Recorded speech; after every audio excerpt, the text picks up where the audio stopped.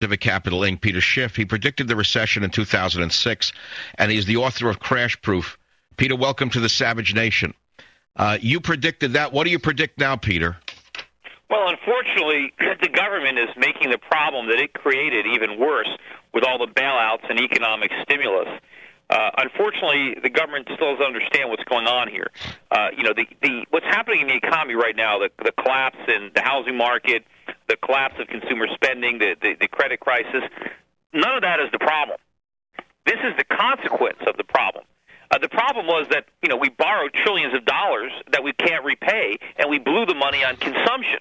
Now, why did we borrow all that money? Well, because the Fed dropped interest rates down to 1% and left them there for years and enabled us to borrow all this money. And we used it to buy houses, to remodel houses, to buy cars, to buy plasma TVs and iPods and take... No, I agree with you. Let me ask you something. Are you going where I think you're going? Do you agree that believe we should have higher interest rates, not lower? What do you think of that? We need much higher interest rates because what we need in this country is to reward savings and to discourage borrowing. Americans have borrowed and spent too much money. Right. Well, so why is the government lowering interest rates instead of raising them?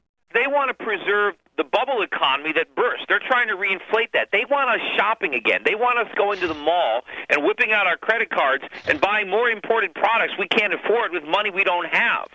So instead of balancing budgets, the Obama team will be going deeper into debt by spending hundreds of billions of dollars more to stimulate the economy without any concern for deficits, without any aid to the jobless. So what are they actually doing?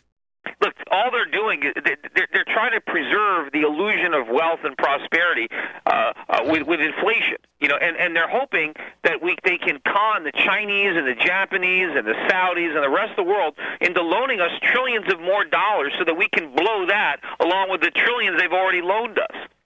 Well, let me ask you this. You're closer to financial markets than I am, and you would understand this better than I do.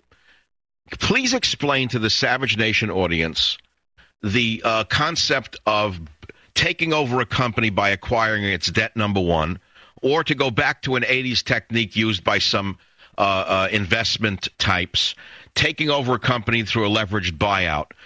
In that China owns most of our debt, or a good portion of it, could China, in essence, take over America through an LBO? Well, look, we owe the Chinese, over $1 trillion. They have $2 trillion in reserves, over $1 trillion of which represent U.S. dollars. Over the next few years, we're hoping that the Chinese will loan us $1 trillion or $2 more on top of what the Japanese and the Saudis and everybody else loan us. And sure, the Chinese could use all that money to buy every single stock in the S&P 500, the entire NASDAQ, and the entire Dow. They can start buying up the country lock, stock, and barrel. I mean, we've basically hawked everything we have in order to consume, and the deeper in the debt we go, the greater this problem. Now, unfortunately, I guess for the Chinese, if they ever tried to spend those dollars, they'd be practically worthless. So they wouldn't be able to buy that much. But of course, if the dollars the Chinese are holding are worthless, the dollars that every American citizen has in the bank are worthless too, and the value of our wages. I mean, ultimately, that's the crisis they're setting up: is a massive run on the dollar, hyperinflation is probably going to start sometime in this first term of Obama.